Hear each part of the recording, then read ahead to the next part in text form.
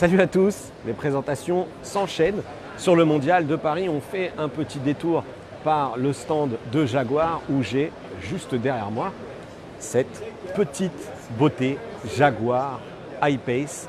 C'est, comme je disais, la croqueuse de Tesla Model X, tout simplement parce que c'est SUV premium avec une grosse capacité de batterie, 90 kWh, une grosse autonomie, près de 490 km d'autonomie selon le cycle WLTP, celui qui se rapproche un petit peu plus de la réalité. Et là, elle est dans cette finition bien tape à l'œil, mais il y a des versions plus discrètes ici sur le salon, comme ces modèles-là. Et donc, elle est très convoitée. Alors, on va essayer de s'installer à bord. Juste l'occasion de se faire déjà une petite découverte extérieure. Et là, si elle s'appelle EV400 AWD, c'est tout simplement parce qu'elle est équipée de deux moteurs de 200 chevaux, donc puissance équivalent à 400 chevaux, motorisation classique, et AWD pour all-wheel drive, donc transmission intégrale. Voilà, on va essayer de trouver cette fois-ci un modèle qui soit libre pour s'installer à bord. Celui-ci est occupé. Hop, c'est pas grave, on va passer côté passager, comme vous le voyez. Donc, allez, on se fait une petite découverte du coffre en attendant. Hop, coffre motorisé, on est quand même sur un véhicule premium, évidemment. Bonjour Patrick, voilà. Capacité, volume de coffre. Et donc ce qui se passe, alors avant, encore une fois, vraiment, c'est difficile de monter à bord sans être dérangé. Moi, je vais juste vous montrer un petit truc que j'ai trouvé original, plutôt sympa. C'est le nombre de prises USB et de chargeurs. Il y a grosso modo 8 prises avec en plus, hop, regardez, une prise ici USB dans le dossier. C'est quand même pas mal parce qu'en plus, Jaguar, il va proposer un système de fixation pour tablette. Alors, un système de fixation propriétaire, mais du coup, il y a tout. Il y a une prise ici accessible au niveau du dossier du siège. Sièges qui sont par ailleurs chauffants pour l'arrière avec, là encore, des prises USB. Une prise chargeur 12 volts traditionnelle. On est chez Jaguar, donc je peux vous dire que l'assise est quand même bien confortable, évidemment. Et ici, un système Meridian audio, donc, qui aura différentes finitions. Une option qui sera sur un système aux alentours des 300 watts RMS. Ensuite, on passera sur quelque chose de beaucoup plus costaud avec du 800 watts et un système donc surround. Voilà. Et là, on va jouer un petit peu des coudes pour essayer de vous montrer l'intérieur. Côté capteur à l'extérieur, il y a la ceinture de capteur à ultrasons, une caméra ici à l'avant bien évidemment pour les manœuvres de parking. On va retrouver régulateur de vitesse adaptatif et tous les systèmes d'aide à la conduite. On va juste faire un petit tour du côté de la prise de charge parce que la batterie 90 kWh, je vous en parlais, il va falloir la charger. Jaguar a un système de charge rapide qui pourra aller jusqu'à une puissance de 100 kW pour la charge avec cette fameuse type 2 combo. Voilà, cette prise pour la charge rapide. Voilà. Allez, c'est parti. Cette fois-ci, on va pouvoir s'installer à l'intérieur et c'est vraiment très premium, évidemment, on s'en doutait. On va essayer de s'allumer les écrans. Écran central d'environ 10 pouces ici.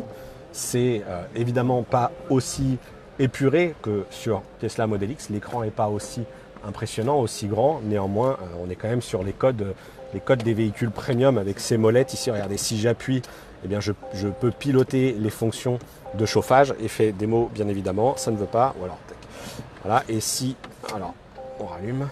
Et si je tire, je peux piloter. Là, c'est celui-ci qui doit être actif. Voilà. Et si je tire, je peux piloter les fonctions de ventilation. Voilà, donc des molettes à double usage.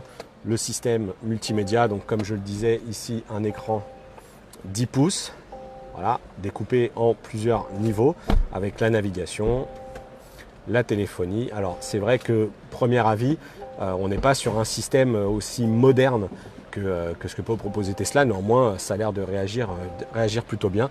Regardez derrière le compteur, hop, on oublie aussi les traditionnels compteurs à aiguille. On est sur un système tout numérique avec ce grand écran 12 pouces cette fois-ci, la navigation d'un côté et puis toutes les informations qui seront liées sans doute à la consommation, etc.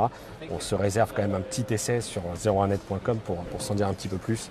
sur ce I-Pace. Voilà, donc ici les différents boutons pour activer, donc tout ce qui est régulateur, limiteur de vitesse, les fonctions de reconnaissance vocale. Voilà, donc c'était petite découverte de ce Jaguar I-Pace, concurrent évidemment du Tesla Model X, concurrent comme peut l'être aussi, tiens, dernier petit plan sur ce toit tout vitré. Voilà, c'est quand même, les véhicules électriques ont une forte appétence pour ces grands toits vitrés. On vous a fait ce matin un petit Facebook Live aussi sur Tesla Model 3 à retrouver sur notre page. C'était très intéressant, très sympa. Donc voilà, donc cet I-Pace se positionne évidemment comme un concurrent de Model X, je le redis. Il va être très vite concurrencé par Audi, e-tron évidemment, et puis ce qui a été annoncé par Mercedes avec EQC, on va y revenir aussi.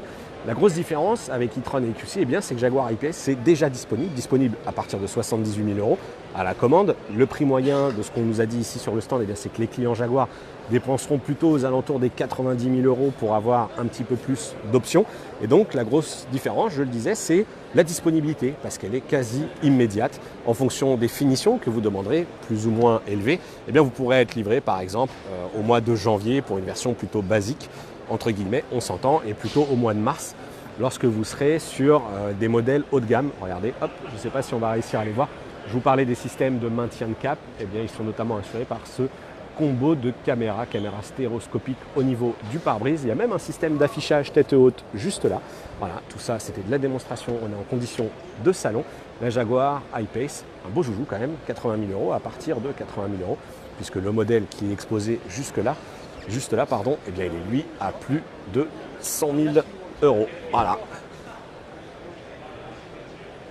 Allez, on va vous inonder un petit peu de live sur notre page Facebook sur tout ce qui se passe autour du mondial. On était ici sur le stand de Jaguar avec le F-Pace très rapidement et plein de choses qui se sont passées et qui vont se passer encore, notamment du côté d'un constructeur allemand qui est juste là, on va y revenir, BMW, et bien évidemment un peu plus tard dans l'après-midi, tout là-bas, il y a Mercedes et son fameux EQC, donc cette actu du mondial à suivre sur 01net.com, essentiellement sur notre page Facebook. À bientôt.